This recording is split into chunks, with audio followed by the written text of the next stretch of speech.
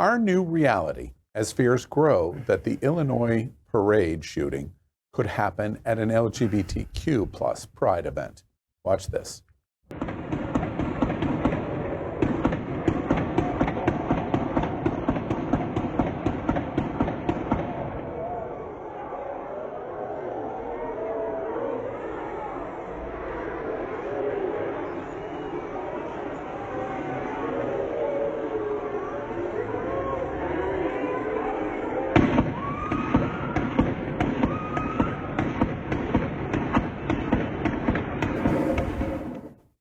On Monday, the nation was shocked when a gunman opened fire on a 4th of July parade in Chicago, killing 7. This morning, the suspect, Bobby Crimo, also known as Awake the Rapper, was arrested. Crimo's social media shows radicalized right-wing ideology and support of former President Trump.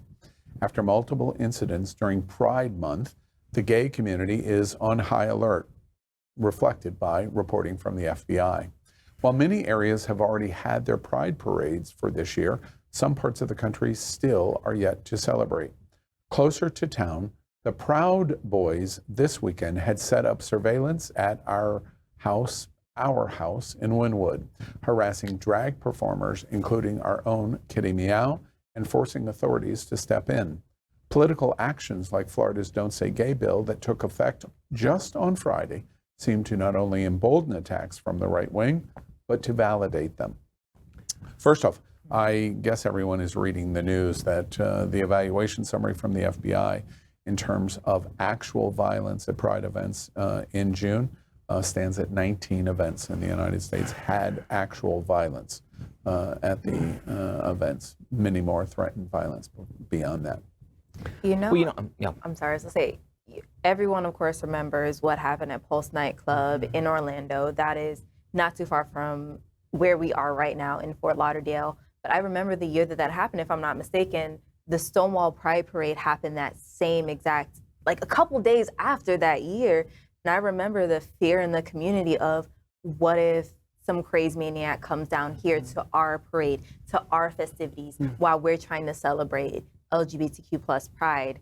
And I remember just that feeling of, as a community activist, like, do you go out and take part and still be a part of what the conversation is, you be a part of the celebrations, or do you stay home because it's a real understandable fear? To that question, let me ask a counter question to all of you. Yesterday, July 4th, American Independence celebrations. That parade of that little town north of Chicago is every town in America, big, small, every community in America. That was it yesterday. Did anybody dream or think before yesterday that this was possible? That somebody, we show the sounds of the AR-15 going off over that little main street. You thought that was possible? Oh yeah, after these last, at this point, and I'm not saying this to be funny, nothing is more American right now than a mass shooting. There's been more than 300 of them this year. And the fact that it happened at a 4th of July parade, it happens. But here's the thing. If I didn't know, let's say I didn't know what story we're doing, and you blindfolded me, and you just played that audio of the shooting going off. You hear a few people running and screaming in the background. You hear it sound like a helicopter or a plane or something flying overhead. You could have told me that was something out of Ukraine right now, and I absolutely would have believed it. I sadly would. That's what America now sounds like. And the fact is, we have reported on this extensively. The Pride on the Block up in West Palm Beach, which had a last minute threat that was also involved with the FBI to foil that. The incident in Coeur d'Alene, Idaho, where people were on their way to harass gay pride events. And I talked with Wilton Manor's Police Chief Blocker, who said that they were constantly monitoring, and are still, even though Pride's over, constantly monitoring traffic for threats against the LGBT plus community. This is a real threat to us because these people are validated. I want to ask y'all. So, real threat. The FBI is saying, that America has cause to be concerned. We're watching dramatically growing voiced opposition to the LGBTQ community by extremist groups, by white supremacist groups, by the leadership of the GOP, including the governor of Florida. do those things, immediately I can hear Governor DeSantis and Governor Abbott in my head say that has absolutely nothing to do with gun violence. Does it or doesn't it? It does. It definitely does. And I have to tell you that town, Highland Park, I have a lot of friends and family there, and thankfully everyone is all safe and unharmed. It's an extremely upscale, very wealthy suburb on Lake Michigan. And for years, to imagine that's what happened in a place that safe and that family-oriented. Plus, there's also a very large Jewish community there, which you have to wonder how much of that is the driving force behind this. And then there's also a small LGBTQ community. You could see on the news broadcasts from the site that there were rainbow flags on Central Avenue in downtown Highland Park, which is an amazing thing. So the fact that has become a war zone, well, the country is a war zone, basically. I want to make sure that everyone understands John's point that he just made. If you watch the pictures of when the shooting breaks out and the people running on the street, and then the post after there was some semblance of normality in dealing with the situation, they had just finished the Pride celebration, and rainbow flags are, like in many, many communities, Wilton Manors, Fort Lauderdale, etc. In this community in Illinois, the Pride flags were still up for Pride Month on the post as exactly where the shooting. And that's a new thing. The northern suburbs, Highland Park, Highwood, Buffalo Grove, have all started having Pride parades and festivals in recent years, and that's an amazing thing. That's a huge change, certainly in my lifetime.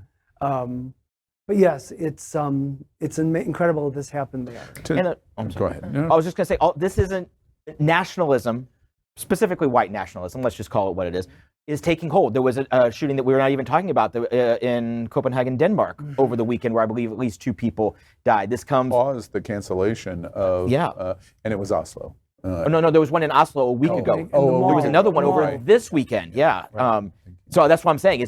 It's white nationalists are grabbing hold. I mean, ever since Brexit, and I know that the two don't seem related, but ever since Brexit, these people have been empowered and emboldened, and there's no taking them back. How is LGBT America going to react to this?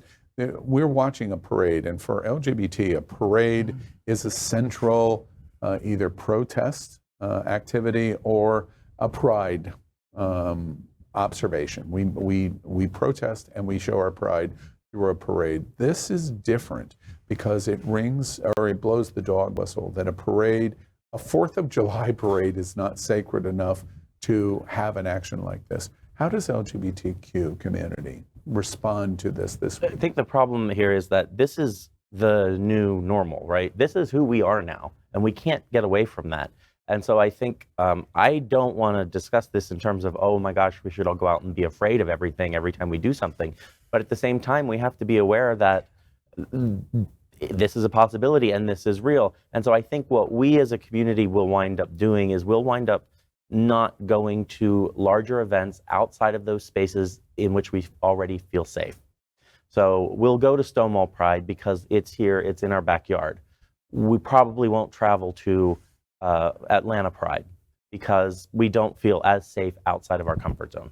But I think that's the key, being aware, not being afraid. I'm curious, do you all agree with that observation? That the ramifications of this will be we're not going to closet ourselves, literally closet ourselves, but that we're going to stay close to home, and we are less we'll be less desirous to travel outside of our community itself. I don't know that we're going to have those events to choose to go to choose to whether or not to travel to, because while there was so much discussion leading up to our Stonewall about the cost of security and stuff like that, it's the insurance.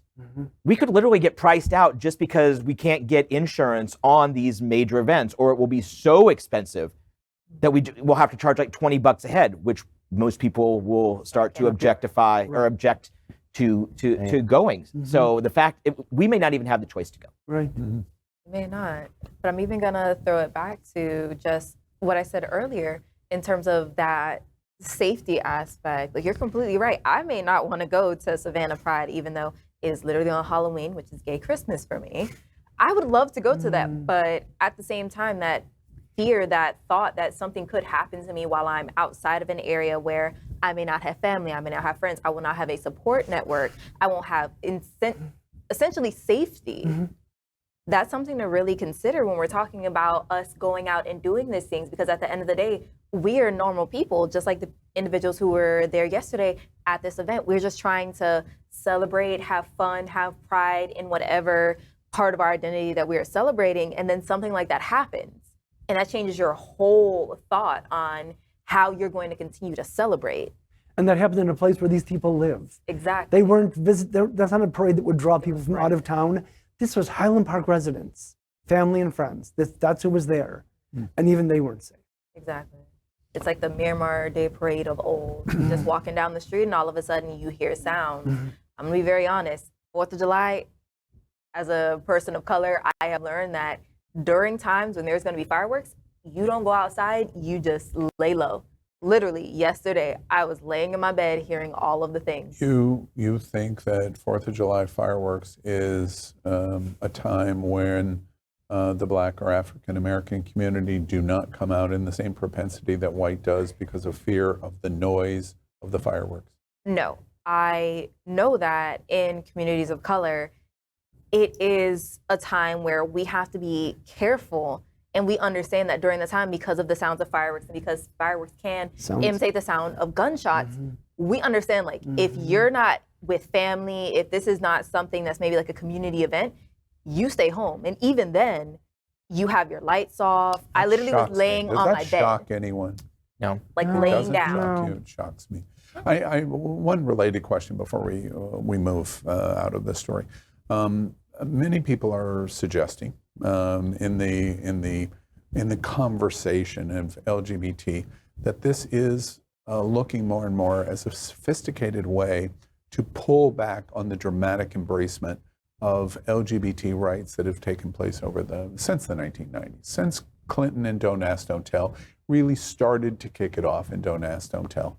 That we're watching a very significant and strategic attempt to pull those rights back and do it in many different ways. And that the results of pulling it back is that they're going to have a dramatic overreaction of vocal opposition to the LGBTQ community and even violence against the LGBTQ community. Because as guns get embraced and public acceptance of LGBT, which is not going to change, this is a very vocal minority. The most extreme is white supremacists, which we're talking about. But the GOP's embracement is they're doing it as a culture war. Whether they believe it or not is not really fundamentally important. They're doing it because it means money and election ability for voting. Do you see this as a structured way, the gossipy kinds of conversation that are going on in our Facebook pages and other social media, that this is the way that they finally fight the LGBTQ advancement? How is it different than the years they put into planning the dismantling of Roe v. Wade? This is, absolutely, planning years and years of dominionist theory and religious zealotry. Absolutely. This is just next. This is the next shoe to drop. You do? Yes, because when you look at it, and I'm just going to say it from like that point of, we look at generations, the older generation, parents, they're on Facebook. That is where you have a lot of the fake news happening. We're just going to be very honest about that. And it's going to have information about this and saying, oh, your child would not be safe going to this event. And even if you support your queer kid, you're going to say you can't go to this event because I fear for your safety. And at the end of the day, that's what I care about, is that you are safe and you are sound. So you're going to stay home. You're going to stay away from the queer community because I don't trust it, because you can be hurt. How is that observation any different than what Governor DeSantis is doing in Florida and Don't Say Gay? We're not going to talk about it because it's not safe for our children. It sounds like the exact same thing. That is literally what it is. It is how you make it make sense, because it's, oh, I'm trying to protect you. I love you as your parent, as your caregiver. I just want you to be safe. At the same time, it is hindering that ability to create community. And they actually took that and they ran with it, just like with, the anti-vaxxers who took My Body, My Choice from Planned Parenthood and reproductive rights. A lot of organizations are no longer, especially democratic organizations that are about reproductive rights, they're no longer using that slogan, even though it's been a half century of us using that. Because all you do is take something that used to be within the community, a slight positive, or even something that's like, okay, I care for you, and you twist it around and it works for you, and screws us all up. Well, before one last observation before we move out. This is not a conversation in our lead story tonight about guns. However, I have to say, production has shown not people running, no talking heads, no news. Only listen to the gun going off. The initial reports, very good Chicago Tribune reporter, was close, not reporting, just there to enjoy the parade, was in close proximity and watched many of those that were killed in close proximity to the main stand area of the parade, and basically used very difficult words of using the fact that several were basically destroyed. There's nothing left. And that is the high-powered nature of these AR-15s. You hear it in terms of speed. You have absolutely no chance at all. There is none. And simultaneously, when we hear that, we hear this very seasoned, long-time reporter say, I watched people dissolve in front of me that were hit and attacked in this cowardly way. But high-powered rifles are not on the table for discussion. Where is this all going? It's a very, very, very difficult situation. Very. Oof, we could stay on this forever, and the first thing that comes to mind is school shootings and how youth are affected. And I'm going back to Uvalde, but we're going to move forward.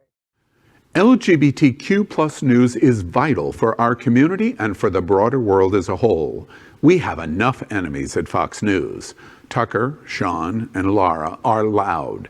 We need passionate allies. Happening Out Television Network, Queer News Tonight, and It's Happening Out are literally out of the closet and into the headlines. Our community needs your support. Like this broadcast and subscribe now to ensure the growth of the entire LGBTQ plus community.